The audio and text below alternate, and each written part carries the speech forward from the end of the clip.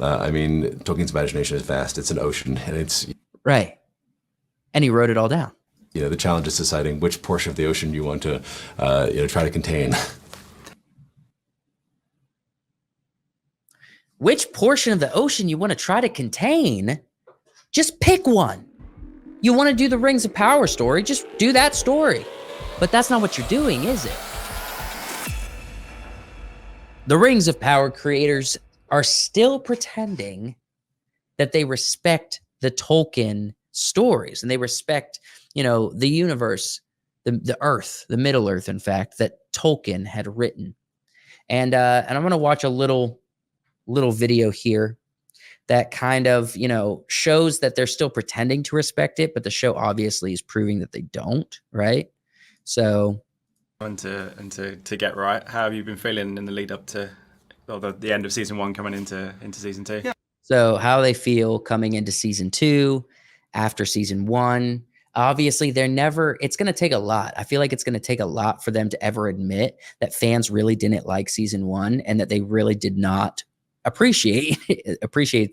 Not appreciating is a small word, but I don't think the fans appreciated what they did to the Rings of Power. I mean, it's an ambitious show, large scale endeavor. And I think, we like to large scale endeavor, ambitious show. Okay. to say, season 1, we built a pyramid, working with many, many close collaborators, and we had never built a pyramid before. No one had. Coming to season 2, we're building another. But that's about as close as you're going to get to them saying that they really screwed up in season 1. They were building a pyramid, and no one has ever built a pyramid before. Well, maybe not on your team, but as far as I remember hearing that Rings of Power or Amazon Prime ghosted Peter Jackson. You're talking about someone who built a pyramid before. Peter Jackson, Fran Walsh, Philippa. I can't remember their last name. These are the people that built a pyramid already. So it's a lie when you say nobody had. Maybe nobody on your set, maybe nobody in your writer's room, but it's a lie because there has been people that's created a successful Middle-earth tale. As you put it, have built a pyramid. All right. So now he's going to talk about building the pyramid for season 2. Now we have the institutional knowledge of having done it once. Having done it once. How do you think that pyramid is from season 1? You think it's strong? You think you're going to build a better pyramid in season 2? And, you can only do it one block at a time. But I wouldn't say it was easier. It is a challenging and, as I say, ambitious show to make. But I think all of us were coming to season 2 with a really strong sense of what we wanted to do this time, where the show. He's talking so cryptically. Let's get specific. Like, what is it you want to do? Because we watch the show and it becomes clear to us what it is you want to do. It seems to me like what you want to do is tell your own story and try to sell it as Middle-earth. It's not even what you want to do. It's what you are doing. I watched all of season 1. It was a snooze fest and it was upsetting. I've watched the 3 episodes of season 2 that's out, and guess what? They're a snooze fest and it's upsetting. So they're building the exact same pyramid, to use his analogy. Wants to live, what our lane is, what's your lane, man? Be specific. I don't like this cryptic talk. Either tell me or don't tell me. I think we're really happy with the results. Hope audiences are too. And no, we're not. We're not happy. They're really happy with the results. They have a really low bar, an extremely low bar, if they're happy with these results. Look, visually, there's a lot of really cool visuals in the Rings of Power. I will give them that. The visuals of the orcs, the visuals of, the mountain in Mordor bubbling over with lava, some of the landscapes of Numenor. There's some visually cool things. Is that all you care about? The visuals? Because the story's all over the place. The lore is non-existent. The characters are demolished. And Tolkien's creations are corrupted. We're fortunate to have an embarrassment of riches in terms of the source material. Oh, let's hear that again. What does he say? Fortunate to have an embarrassment of riches in terms of the source material. We're fortunate to have an embarrassment of riches of the source material. All right. Let's see what he has to say about this. Tolkien's imagination is vast. It's an ocean, and it's Right. And he wrote it all down. the challenge is deciding which portion of the ocean you want to try to contain. Which portion of the ocean you want to try to contain? Just pick one. You want to do the Rings of Power story? Just do that story. Just do that story. Yeah, you can write extra dialogue and you can write extra interactions that aren't elaborated on in the book, but that's not what you're doing, is it? You're fundamentally changing the story and the characters, and you are not sticking with the true timeline of events here. If you want to talk about, look, Return of the King, they have the appendices that they're working off of. Here's Return of the King, the story, and here's the appendices, all right? They have that much of a book to work out of. That much. Freaking that much. It's a lot of pages. It's like 200 pages. Just go through here and pick one, or pick a couple that happen at exactly the same time. That's all you have to do. So they're saying which part of the ocean they want to try to contain. Listen to that, what he says. Imagination is vast. It's an ocean, and it's the challenge is deciding which portion of the ocean you want to try to contain. Which portion of the ocean? Just pick one and tell that story. That's not what you're doing.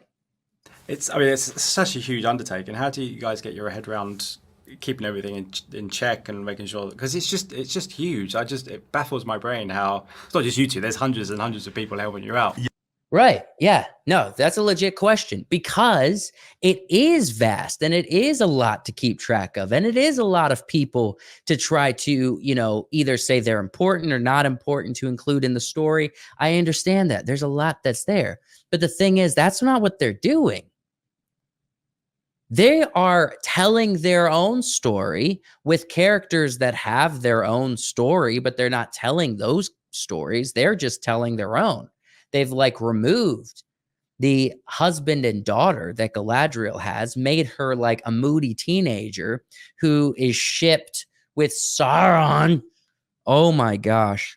It gets me so upset to even consider this and think about this week after week. But that's not what they're trying to do. They're trying to tell their own story, and the lore, what's written in the book, is Easter eggs. It's not actually the main plot. It's not the foundation you're building on. They're dropping in the lore like Easter eggs, and then the lore doesn't make sense because the lore doesn't fit with their timeline of events. With the creators' timeline of events, not Tolkien's, with the creators and their story and their falsified documents that they're trying to give us as if it's Middle Earth's Second Age history. We have such a huge undertaking. We have a murderer's row of department heads and incredible collaborators. Whatever, man. He's just going to go on and on about talking about the people that work on this show, but we're not getting specific here. When will they address the fact that they are so far from the lore and the actual series of events that they're not even telling a Tolkien story? Let me see if they say anything else interesting here. He was telling me the other day, and I'm kind of obsessing about the heavy metal stuff. Oh, apparently there's going to be a heavy metal soundtrack that's going to be introducing the cave troll or the troll or whatever. I don't know. I didn't notice if that was heavy metal when it first introduced him. It might have been. I wasn't paying close attention to this music. I was just observing. But listen, this is